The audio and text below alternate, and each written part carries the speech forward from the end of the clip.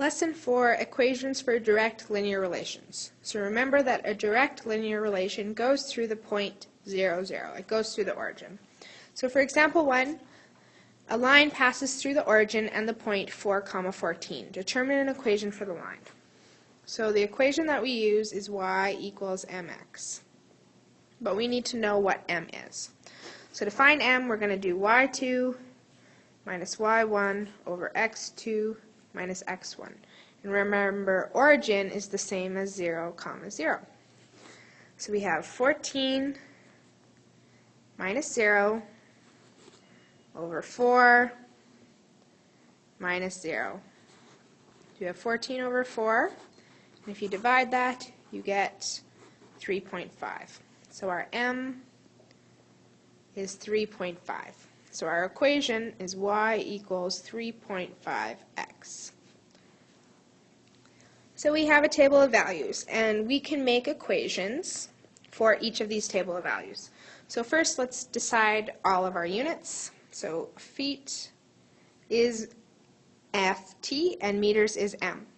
So what you need to do is you need to multiply your feet by 3048 to get your meters.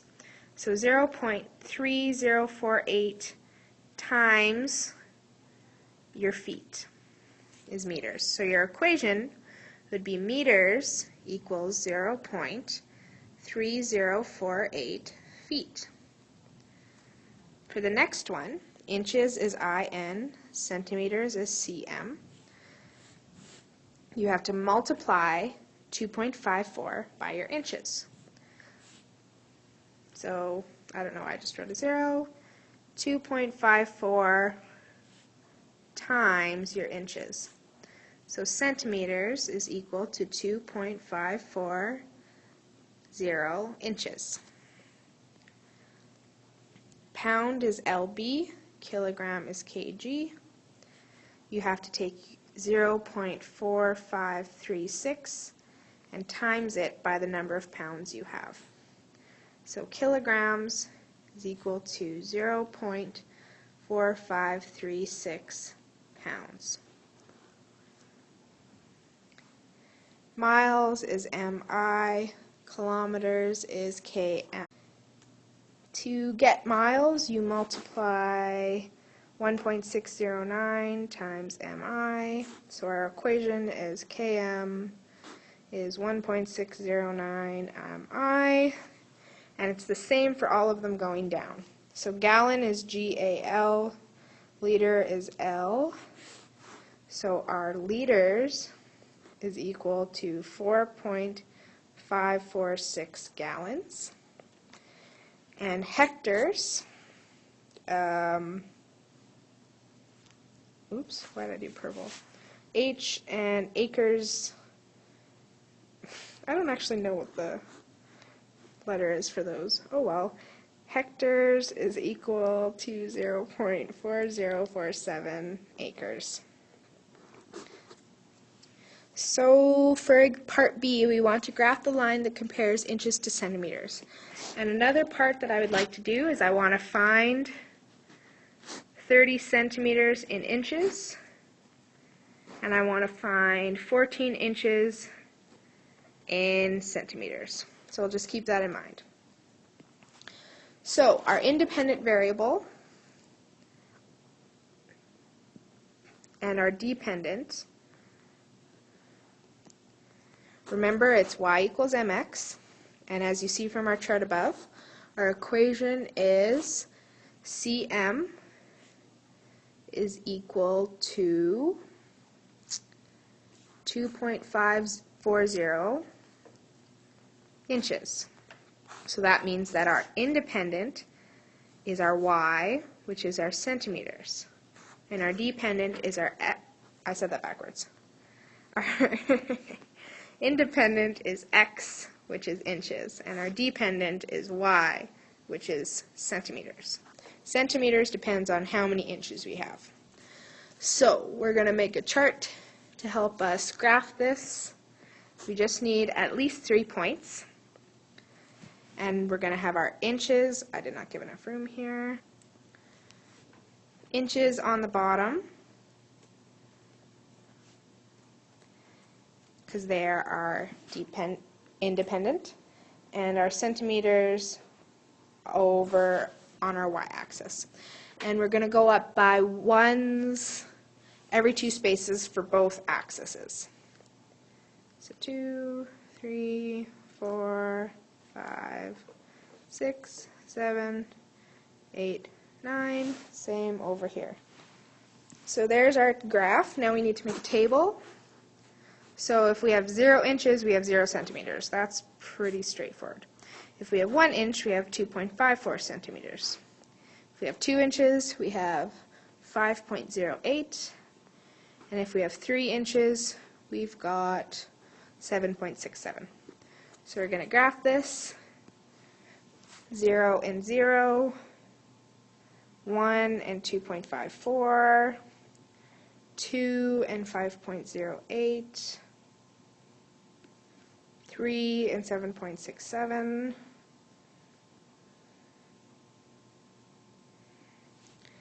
and 4, that's all we have, just kidding. So just connect with a straight edge, and there is our graph. Now we already have the equation for our line. We do have the graph, but to find 30 centimeters or 14 inches, it would take a lot more of the graph, and I personally don't want to do that myself. So we're going to just use our equation to solve for our unknown variables. So we have the equation. Let's go y equals 2.540x. Instead of writing centimeters and inches, we're going to write y and x. And we'll just remember that y is equal to centimeters and x is equal to inches.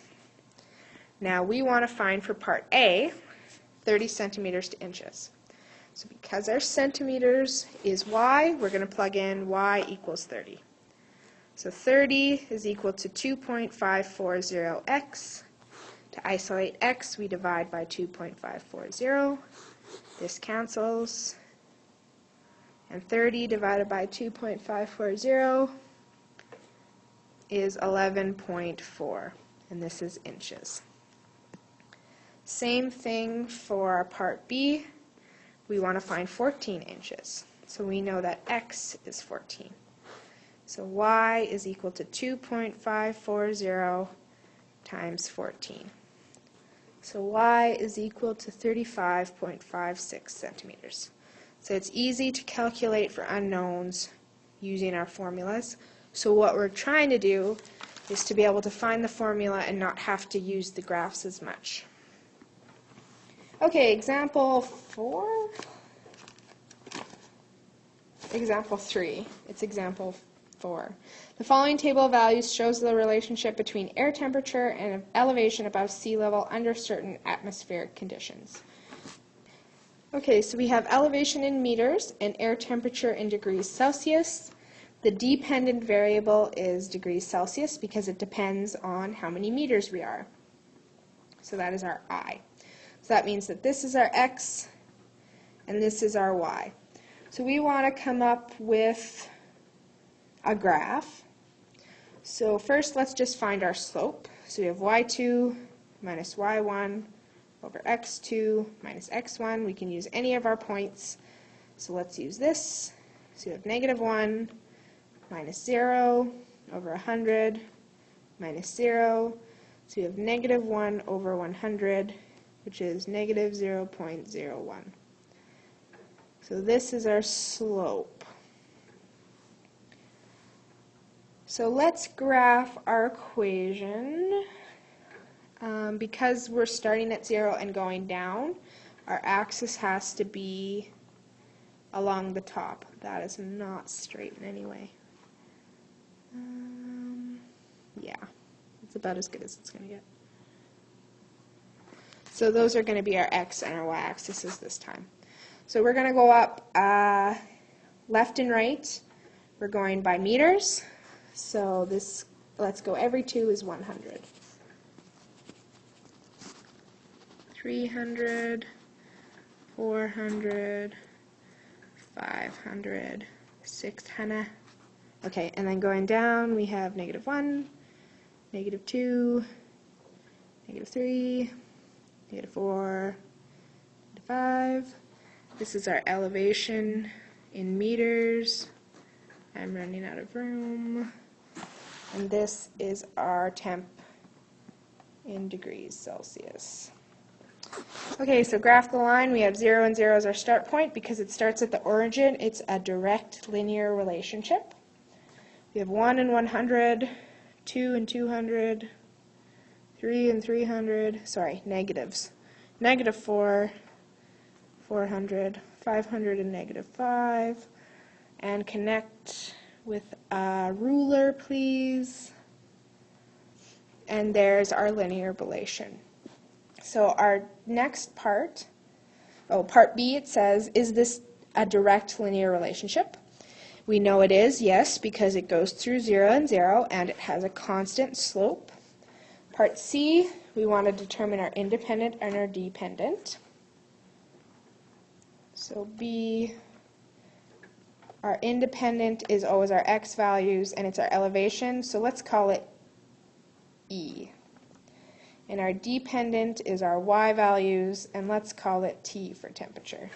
That's supposed to be an equal sign. So we're using y equals mx. We know our y is equal to t. We know our slope is -0.101, and our x is e. So this is our equation. You could also say y is equal to -0.01 e. I mean x. I don't really care. This is easier to remember which variable is which. So for part D, that was part C, we want to find the temperature at 239 meters and at 520 meters. So we're looking for T. We know that E is 239, so we plug that into our equation. So T is equal to -0.01 times 239. Type that into your calculator, and you get -2.39 degrees. For the second one, we know that E is 520. So our T is equal to -0.01 times 520. So T is equal to -5.2 degrees. And our last part, part E, we know our temperature is -3.79. So T is -3.7. There's no 9. I don't know why I said 9. So we plug it into our equation. -3.7 is equal to -0.01 E. Isolate E by dividing by -0.01. And you get 370 meters is our elevation. And for our second one, T is equal to -6.8. So -6.8 is equal to -0.01 E. Isolate E by dividing by -0.01. So that means E is equal to 680 meters.